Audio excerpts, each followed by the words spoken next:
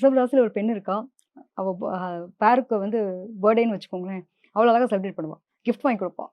அப்ப அந்த மாரி. ஆண்கள விட ரிஷபராசி ஆண்கள விட பெண்கள் தான் ரொம்ப ரொமான்டிக்கா இருப்பாங்களா? நிச்சயமா. ஆ. அதாவது ரிஷபராசியில பெண் இருந்தாலும் சரி, ரிஷபராசி ஆணுமே சரி, அவங்களோட பேருக்கான விஷயங்கள ரொம்ப அழகா பார்த்து பார்த்து ஓ! பண்ணுவாங்க. Super, super. ஆ. இதெல்லாம் உண்டு. எப்பவுமே பொதுவாவே உண்டு. ம். ஸோ இந்த டைம் ஆஃப் பீரியட்ல வந்து கொஞ்சம் காதல், திருமணங்கள் இதெல்லாம் ரொம்ப சூப்பரா இருக்க போறது.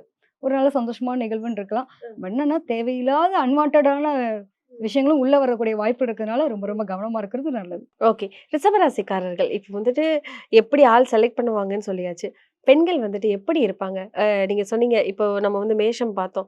ஆண்கள் வந்து தூக்குதுரை மாரி முரட்டுத்தனமா இருப்பாங்க. அந்த முரட்டுத்தனமான ஆளத்தான் லவ் பண்ணுவேன் அப்படிங்கிற பெண்கள் தான் மேஷ ராசிக்காரர்கள்னு சொன்னீங்க. ரிஷபராசிக்கார பெண்கள் என்ன மாதிரியான ஆண்கள செலக்ட் பண்ணுவாங்க? ரொம்ப லவ் குடுக்கணும்னு எதிர்பார்ப்பாங்க. ஓகே. அன்பா இருக்கணும். எனக்கு அம்மா மாரி அன்பு குடுக்குறாரு. அதாவது ரொம்ப என்ன பாசமா பார்த்துக்கிறாங்க அப்படிங்கிற மாரியான ஆட்கள எதிர்பார்ப்பாங்க. எப்பயுமே சந்தோஷம். அ இந்த எங்கேயாவது வெளில போறாங்க அப்படின்னா சாக்லேட் வாங்கி குடுக்குறது, ரொம்ப தூரம் லாங் டிரைவ் கூட்டிட்டு போறது, அவங்களுக்கு மனசுக்கு பிடிச்ச மாரி பேசுறது, மணிக்கணக்கா பேசுறது, இந்த மாரி விஷயங்கள்லாம் ரொம்ப பிடிக்கும். நெறைய நேரம் ஸ்பெண்ட் பண்ணணும்னு நெனைப்பாங்க. வேற ஒண்ணுமே இல்ல. ஓகே. அதிகமா டைம் ஸ்பெண்ட் பண்ணணும், இவங்கள புரிஞ்சுக்கணும் அப்படின்ற மாரி பெண்கள் எதிர்பார்ப்பாங்க.